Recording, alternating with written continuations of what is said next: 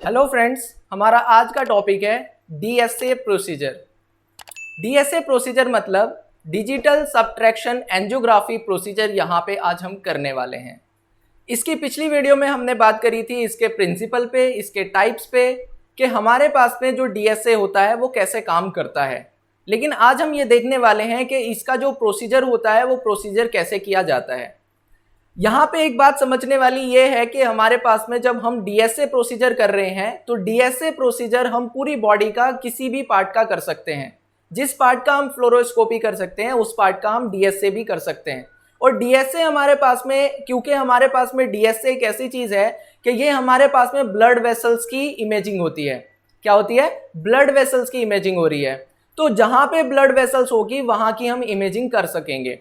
ठीक है, तो इसीलिए हमारे पास में डीएसए को हम सब जगह का कर सकते हैं। लेकिन यहाँ पे ये जो प्रोसीजर बताया जा रहा है, ये प्रोसीजर हमारा आर्टरीज और वेन्स को रखते हुए, ध्यान में रखते हुए, ये हमारा स्पेसिफिक एरिया की बात नहीं हो रही है। ये हमारी पूरी ब्लड वेसल्स को लेते हुए हम यहाँ पे एक प्रोसीजर डिस्कस कर रहे हैं और उसके अंदर पे ये किस तरीके से डीएसए को एप्लीकेबल किया जाएगा, हम वहां पे आज बात करने वाले हैं।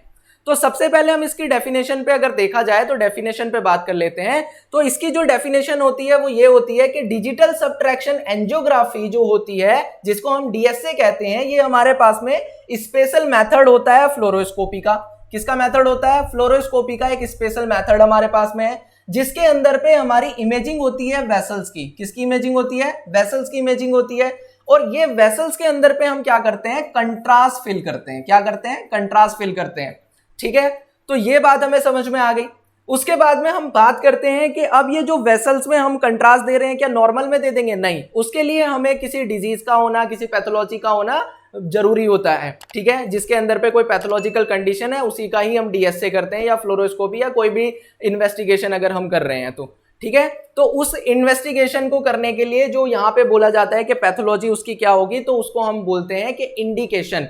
इंडिकेशन का मतलब होता है कि किस जगहों पे हम डीएसए को कर सकते हैं।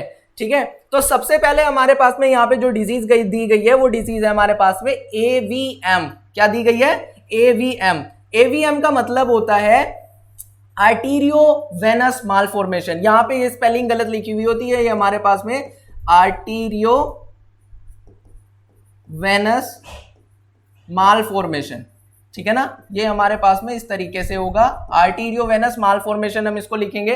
आर्टीरियो वेनस मालफॉर्मेशन क्या होता है? देखिए कि हमारे पास में हमारी आर्टरी है, हमारी वेन है, ये आपस में एक साथ में है। ठीक है, ये आपस में जुड़ गई है और जुड़ने के बाद इनके बीच में क्या हुआ है? इनके बीच में एक पाथ बन गया है। क्या बन गया है? पाथ बन गया। इधर का ब्लड इधर की तरफ जा सकता है, इधर का ब्लड इधर की तरफ जा सकता है। इनके बीच में एक पाथ बन गया है। ऐसे डिजीज को यहां पे बोला जाता है एवीएम, आर्टीरियो वेनस मालफॉर्मेशन, इस डिजीज को बोला जाता है। अब देखिए यहां पे एवी फिस्टुला भी होता है, जो कि हमने लिखा हुआ भी है हमारे तीसरे नंबर की डिजीज को अगर आप देखेंगे, एवी फिस्टुला। तो एवी फिस्टुला भी हमारे पास में यही डिजीज होती है कि ये भी आर्टीरियो वेनस फिस्टुला होता है। लेकिन इन दोनों में फर्क क्या है? जो आर्टीरियो वेनस मालफॉर्मेशन होता है ये बाई बर्थ होता है। ठीक है, ये क्या होता है? बाई बर्थ होता है। लेकिन हमारे पास में क्या होता है? जो हमारे पास में क्या होगा? एवी फिस्टुला होगा, ये बाद में कभी भी हो सकता है। मतलब कि ये किसी भी एज में बाद में हो सकता है, बस इसके अंदर पे यही डिफरेंस है। उसके बाद में बात करी जाए एनोरिज्म पे। एनोरिज्म जो डिजीज होती है ये एक ऐसी डिजीज होती है जिसके अंदर पे जो हमारी ब्लड वेसल्स होती है, क्या होती है? जो हमारी ब्लड वेसल्स होती है, इस ब्लड वेसल्स की जो वॉल होती है वो वीक हो जाती है। क्या हो जाती है? इस ब्लड वेसल्स की जो वॉल होती है वो कैसी हो जाती है? वीक हो जाती है। तो इसको एन्यूरिज्म कहा जाता है, इसलिए भी हम किसको कर सकते हैं। अगर हम नेक्स्ट को देखते हैं तो नेक्स्ट में हमारे पास में लिखा है सब एरेक्नोइडल हेमरेज होगा, और ये कैसा होगा? नॉन ट्रोमेटिक होगा। कैसा होगा? Non traumatic. नॉन ट्रोमेटिक का मतलब क्या होगा? मतलब ये स्ट्रोक की वजह से, ये प्रेशर की वजह से यहाँ पे हो गया, ये किसी इंजरी की वजह से नहीं होना चाहिए। ठीक है, और इसके अंदर पे क्या है कि वहां से ब्लड का लीक होना आर्टरी वेसल से, और उसके बाद में वो हमारी सब एरेक्नोइडल स्पेस में भर जाना चाहिए। उस कंडीशन में भी हम क्या कर सकते हैं? अपना डीएसए कर सकते हैं। आर्टीरियल डाइसेक्शन की अगर बात करी जाए तो इसके अंदर पे हमारी जो आर्टरीज है, आर्टरीज के अंदर पे उसकी जो लाइनिंग है, जो उसकी वॉल्स है, उसके अंदर पे टीयर्स आ जाना, रप्चर हो जाना। उसके बाद में इस्चेमिक अटैक और blockage in the vessels. Ischaemic attack आता है हमारा, ब्लॉकेज हो जाता है जब हमारी वेसल्स के अंदर पे ब्लड का फ्लो अच्छे से नहीं होता, तो इस्चेमिक अटैक्स आ जाता है, ठीक है ना। तो इन कंडीशन में हम कर सकते हैं। उसके बाद में स्टेनोसिस। स्टेनोसिस का मतलब होता है कि ब्लड वेसल्स के अंदर पे नैरोइंग हो जाना। क्या हो जाना? नैरोइंग आ जाना हमारे किसके अंदर पे? हमारी ब्लड वेसल्स के अंदर पे, ठीक है ना। तो इन डिजीज से हम कर सकते हैं। उसके बाद में हमारे पास में और डिजीज हो सकती है, सस्पेक्टेड क्लॉथ हो सकता है, उसके बाद में थ्रम्बस हो सकता है, इम्बोलस हो सकता है, और उसके बाद में कोई भी हमारे पास में कंजेनाइटल हार्ट डिजीज हो सकती है, और ट्यूमर हो सकता है। ट्यूमर हमारे पास में जो हमारा क्या कर सकते हैं, डिस्टर्ब कर सके, हमारे ब्लड फ्लो को, ब्लड सप्लाई को डिस्टर्ब कर सके, वो ट्यूमर हमारे यहाँ पे एप्लीकेबल होगा, ठीक है। तो ये हमारे पास में इंडिकेशन होंगे हमारे किसके? डीएसए के इंडिकेशन होंगे। उसके बाद में हम आगे की तरफ देख लेते हैं कि हमारे पास में कॉन्ट्रा इंडिकेशन इसके क्या होंगे। तो कॉन्ट्रा इंडिकेशन पे अगर इस पे बात करी जाए तो ये हमारे पास में allergy to contrast media. Allergy to contrast media की अगर बात करी जाए, यहाँ पे देखो हमारे पास में कंट्रास्ट दिया जा रहा है, आयनिक कंट्रास्ट मीडिया यहाँ पे पेशेंट को दिया जाएगा। आयनिक कंट्रास्ट मीडिया एक ऐसा कंट्रास्ट मीडिया होता है जिसके अंदर, जिससे पेशेंट को क्या हो सकते हैं, रिएक्शन होने के चांसेस हो सकते हैं। तो अगर किसी पेशेंट को कंट्रास्ट मीडिया से एलर्जी है या किसी ड्रग से किसी पेशेंट को एलर्जी है, तो उस पेशेंट का हम जो है क्या नहीं करते हैं, डीएसए नहीं करते हैं। लेकिन ये बाद में हमारे पास में अगर हम किसी पेशेंट का प्री मेडिकेशन करके दे सके या हमें हाई रिस्क फैक्टर में करना होता है, वो अलग चीजें हैं, वो एक अलग टॉपिक है, उस पर हम कभी फिर बाद में बात करेंगे। उसके बाद में सस्पेक्टेड प्रेगनेंसी, अगर किसी को प्रेगनेंसी है या सस्पेक्टेड है तो उसमें भी हम नहीं करते हैं, ठीक है ना। अगर हमें लग रहा है कि प्रेगनेंसी हो सकती है, ठीक है ना, तो हम एक बार उसका टेस्ट भी करवा सकते हैं। अगर टेस्ट नहीं करवा सकते हैं तो अगर हमें लग रहा है कि प्रेगनेंसी कंफर्म है तो हम वहां पे नहीं करेंगे, या प्रेगनेंसी हो सकती है, टाइम ड्यूरेशन ऐसा चल रहा है, तो उस टाइम पे भी हम उसका प्रोसीजर नहीं करेंगे। उसके बाद में poor renal reserves, poor renal reserves की अगर बात करी जाए तो यहाँ पे हम कह सकते हैं कि किसी की किडनी फेल अगर है तो उस कंडीशन में भी, किडनी फेलियर में भी हम पेशेंट को जो है अवॉइड करते हैं, हम इस प्रोसीजर को नहीं करते हैं। उसके बाद में अगर कोई डायबिटिक पेशेंट है तो डायबिटिक पेशेंट वालों को भी हम नहीं करते हैं, क्योंकि उसके अंदर पे वो एक मेडिसिन खाता है, दैट इज अ मेटफॉर्मिन।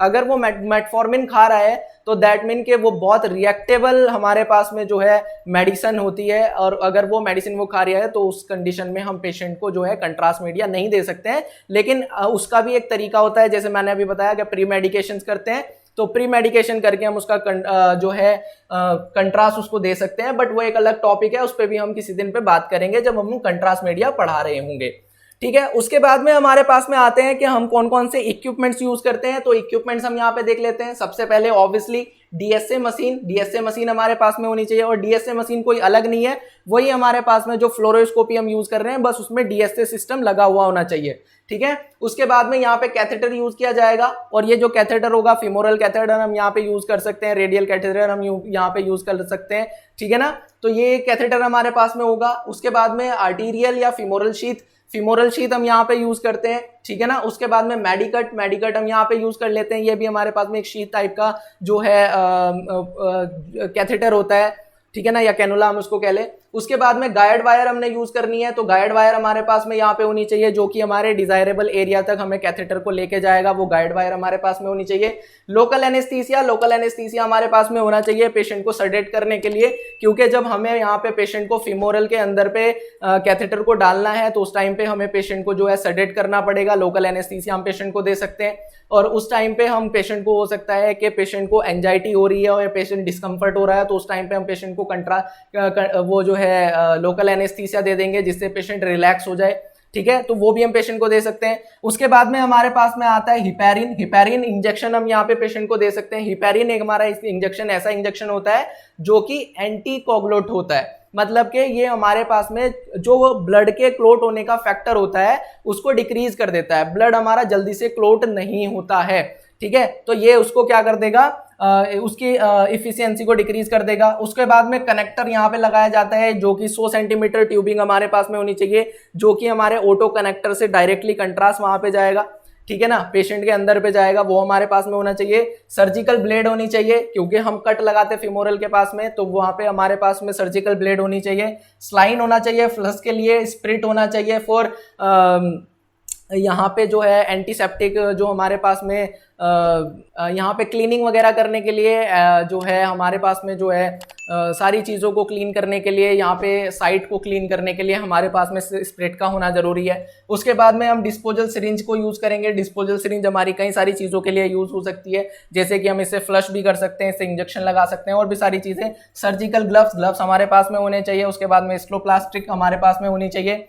ये जो स्ट्रिप्स होगी हमारे पास में, ये हमारे पास में जब प्रोसीजर निपट जाता है, प्रोसीजर निपटने के बाद में हम इसको जो हमारे पास में साइट होता है जहां से हमने कैनुलेशन करी है वहां से हम क्या कर देते हैं, उसके ऊपर पे इसको लगा देते हैं। उसके बाद में लेड एप्रन होना चाहिए। लेड एप्रन हम इसलिए यूज करेंगे, हम उसको खुद पहनेंगे क्योंकि हम वहाँ पे प्रोसीजर कर रहे हैं। प्रोसीजर करने के टाइम पे हम वहाँ पे खुद प्रेजेंट होंगे, तो जो स्कैटर रेडिएशन होगी वो स्कैटर रेडिएशन वहाँ पे हमें ना लगे।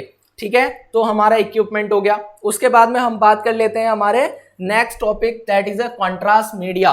तो कंट्रास्ट मीडिया की अगर बात करी जाए तो कंट्रास्ट मीडिया यहाँ पे water soluble contrast media use किया जा रहा है और हम कोशिश ये करेंगे कि या तो आइसोऑस्मोलर कंट्रास्ट मीडिया यूज करें या लो ऑस्मोलर कंट्रास्ट मीडिया यूज करें। जो भी हमारे पास में अवेलेबल होगा, हम आइसोऑस्मोलर कंट्रास्ट मीडिया को नहीं यूज करना चाहेंगे, लेकिन हमारे पास में जो है हम सबसे पहले आइसोऑस्मोलर कंट्रास्ट मीडिया को यूज करने की कोशिश करेंगे, लेकिन अगर वो नहीं है तो लो ऑस्मोलर कंट्रास्ट मीडिया हम यहाँ पे यूज कर सकते हैं। ठीक है, और ये हमारे पास में ओमनी पैक जो होता है, ओमनी पैक कंट्रास्ट मीडिया आपको पता है इस तरीके से आता है वो उस फाइल में, तो इस तरीके से वो हमारे पास में होगा। तो ओमनी पैक कंट्रास्ट मीडिया हम यहाँ पे यूज कर सकते हैं अकॉर्डिंग टू साइट के कितना हमें वहाँ पे रिक्वायरमेंट है, उसी रिक्वायरमेंट के अकॉर्डिंग हम वहाँ पे उसको क्या कर लेंगे, यूज कर लेंगे। ठीक है, तो ये था हमारे पास में कंट्रास्ट मीडिया। कंट्रास्ट मीडिया के बाद हम बात करते हैं हमारे पेशेंट की प्रिपरेशन की। किसकी बात करते हैं? पेशेंट की प्रिपरेशन की। पेशेंट प्रिपरेशन की अगर बात करी जाए तो पेशेंट प्रिपरेशन हम नेक्स्ट वीडियो में बात करेंगे। इस वीडियो को हम ज़्यादा लंबी ना करते हुए हम नेक्स्ट वीडियो पे बात कर लेंगे कि हमारे पास में हमारा जो डीएसए है वो आगे पे कैसे कैसे होता है। नेक्स्ट पार्ट पे हम इसके बात कर लेंगे। ठीक है ना, तो इस पार्ट में इतना ही। Thank you very much. Please subscribe my channel.